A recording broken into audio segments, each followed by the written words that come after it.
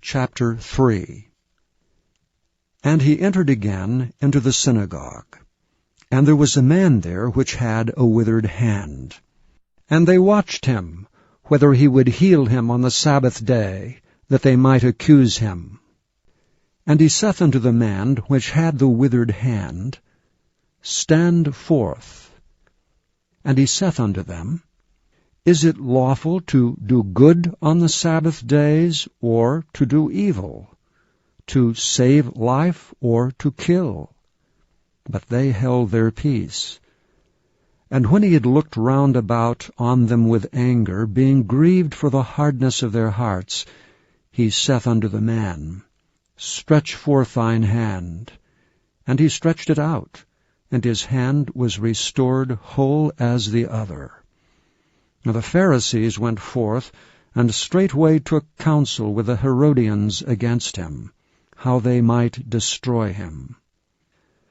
But Jesus withdrew himself with his disciples to the sea, and a great multitude from Galilee followed him, and from Judea, and from Jerusalem, and from Idumea, and from beyond Jordan, and they about Tyre and Sidon, a great multitude, when they had heard what great things he did, came unto him. And he spake to his disciples that a small ship should wait on him because of the multitude, lest they should throng him. For he had healed many, insomuch that they pressed upon him for to touch him, as many as had plagues. And unclean spirits, when they saw him, fell down before him, and cried, saying, Thou art the Son of God. And he straitly charged them that they should not make him known. And he goeth up into a mountain, and calleth unto him whom he would, and they came unto him. And he ordained 12, that they should be with him, and that he might send them forth to preach, and to have power to heal sicknesses, and to cast out devils.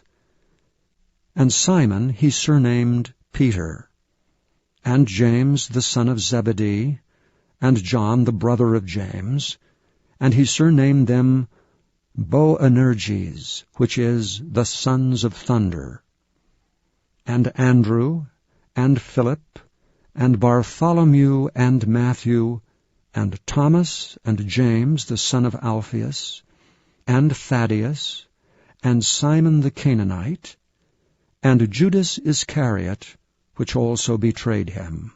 And they went into an house. And the multitude cometh together again, so that they could not so much as eat bread.